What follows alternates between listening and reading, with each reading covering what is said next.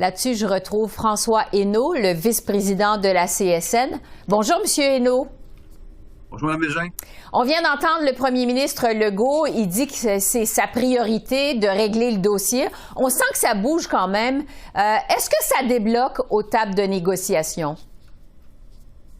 Est-ce que débloquer, c'est un bien grand mot, mais minimalement, il y a du mouvement, ce qu'on n'a pas vu là, depuis le début des négociations. Là. Donc, on sent à certaines tables sectorielles que les choses avancent. On voit également la table centrale que présentement, avec l'arrivée du conciliateur, il y a quand même certains éléments que les gens discutent. Je pense que le conciliateur a fait que de part et d'autre, nos comités de négociation ont des redditions de comptes et ils doivent arriver aux tables de négociation avec des explications sur nos demandes respectives pour essayer de créer un certain mouvement. C'est ce qui se passe présentement. Donc, je vous dirais qu'on est loin de la coupe aux lèvres, là, mais minimalement, il y a du mouvement et ça bouge présentement. Donc, je crois que moi, je crois encore à la possibilité d'avoir un règlement là, pour l'ensemble des 420 000 travailleurs du Front commun avant les fêtes. Oui, parce que justement, le Front commun, vous avez annoncé hier 7 journées de grève supplémentaires à partir du 8 décembre. Évidemment, ça met beaucoup de pression sur le gouvernement. Quelles sont les chances d'en venir à une entente d'ici là, d'ici le 8 décembre, vous pensez?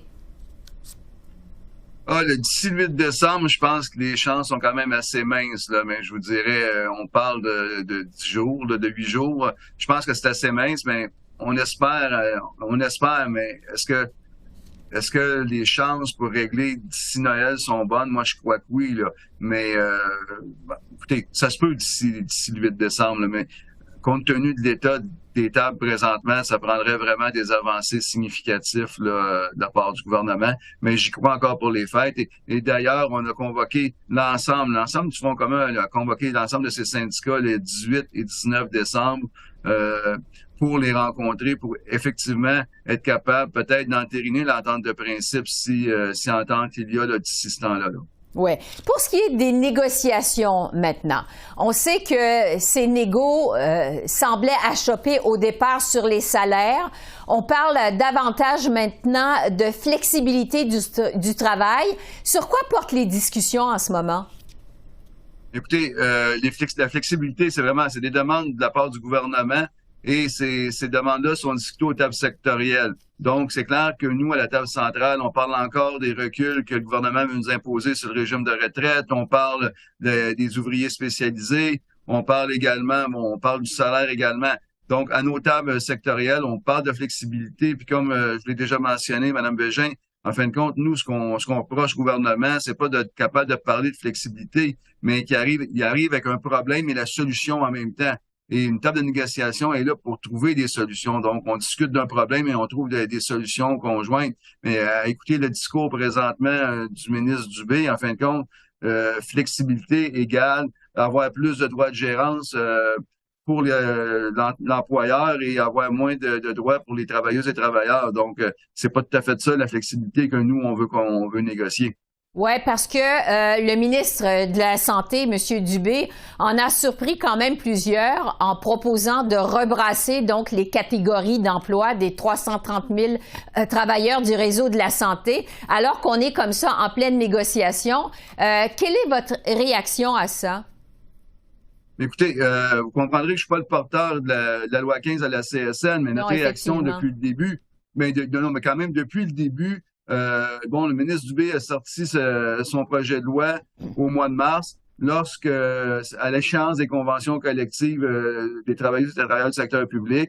Depuis ce temps-là, on tente de faire de la diversion, puis l'objectif premier est d'essayer de diviser les membres du Front commun en pleine négociation. Je vous dirais, c'est pas, disons que en frais de stratégie, là, la vieille stratégie de diviser pour mieux régner, là, c'est ce que le ministre Dubé essaie d'appliquer présentement. Là, puis je trouve que ça n'a pas sa place présentement, mais écoutez, c'est fait, là, mais il me semble qu'on aurait pu, il n'y a pas urgence en la matière, que son projet de loi aurait pu être déposé un peu plus tard, puis nous laisser terminer nos négociations.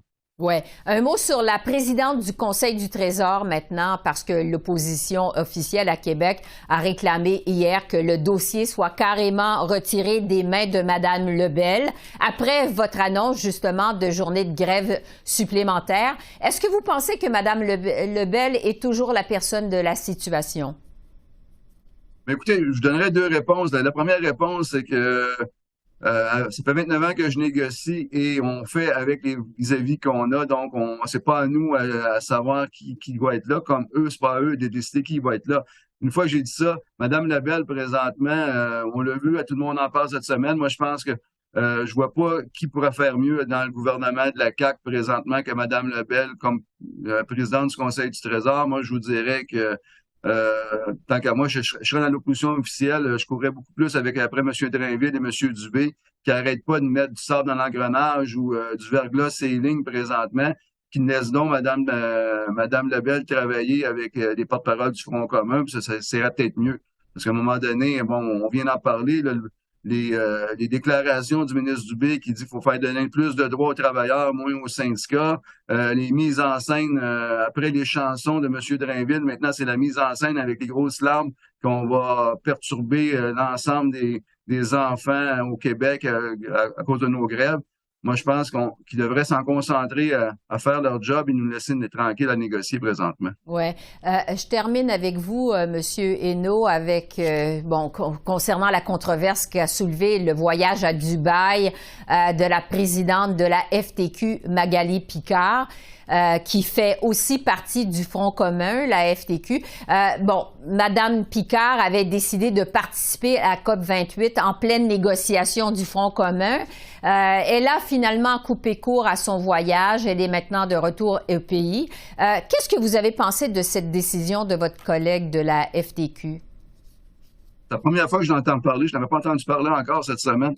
Non, mais blague à part, écoutez, vous comprenez que chacune de nos organisations sont autonomes et peuvent faire les choix qu'ils veulent faire. Là. Je vous dirais que moi, c'est clair que, bon, avec les 170 000 membres que je représente dans le Front commun, qui est la moitié de notre centrale, ça aurait été un peu délicat d'aller là. Et c'est pas le responsable de négociation qui porte le chapeau d'environnement chez nous à la CSN. Madame Picard, je crois que lorsqu'elle dit qu'elle était disponible, effectivement, moi, j'ai parlé à Magali, on s'est écrit pendant qu'elle était là-bas.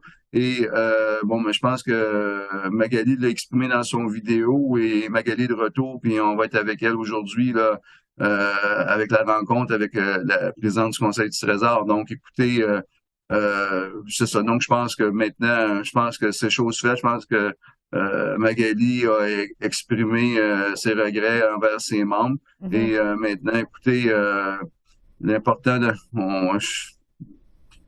c'est qu'on passe à d'autres choses présentement. Là. François Hainaut, premier vice-président de la CSN. Merci beaucoup. Merci de votre temps. Merci, Mme Bégin. Au revoir. Au revoir.